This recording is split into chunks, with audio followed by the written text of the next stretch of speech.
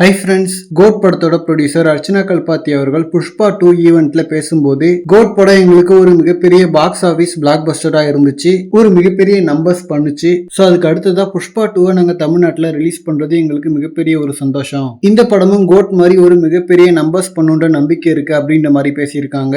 So code படம் ஒரு மிகப்பெரிய பாக்ஸ் ஆபீஸ் பிளாக் பஸ்டர் அப்படின்றத ஹாப்பியா புஷ்பா 2 மேடையில ரெஜிஸ்டர் பண்ணியிருக்காங்க. அண்ட் தமிழ் சினிமாவை பொறுத்த வரைக்கும் இந்த வருஷம் பாக்ஸ் ஆபீஸ்ல நம்பர் 1 கோட் தான்.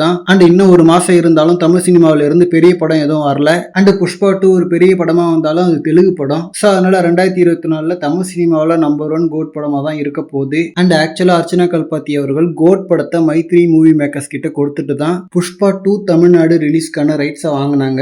ஏன்னா புஷ்பா படம் ரிலீஸ் ஆகும் போதே மிகப்பெரிய ஒரு நம்பர்ஸ் பண்ணுச்சு. ஸோ அதனால புஷ்பா 2க்கு ஒரு மிகப்பெரிய ஓப்பனிங் இருக்கும். கண்டென்ட் பெருசா சொதப்பாம இருந்தாலே போதும், யாரு தமிழ்நாட்டில் படத்தை ரிலீஸ் பண்றாங்களோ அவங்களுக்கு மிகப்பெரிய ஒரு ஜாக்பாட் தான்.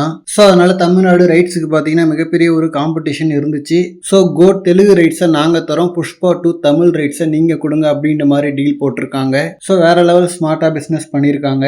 அண்ட் புஷ்பா 2 பார்த்தீங்கன்னா தமிழ்நாட்டில் கிட்டத்தட்ட 600 தேட்டர்ஸில் ரிலீஸ் ஆகுதான். அண்ட் புஷ்பா 2 1000 கோடி ரீச் பண்ணணும்னு சொல்லிட்டு ஒரு எக்ஸ்பெக்டேஷன் இருக்கு. ஸோ என்ன பண்ண போகுதுன்னு வெயிட் பண்ணி பார்க்கலாம். அண்ட் இந்த மாதிரி ஹாட்டான அப்டேட்ஸ்க்கு நம்ம விஜய் ஃபோர்ட் சேனலை சப்ஸ்கிரைப் பண்ணுங்க. தேங்க்யூ.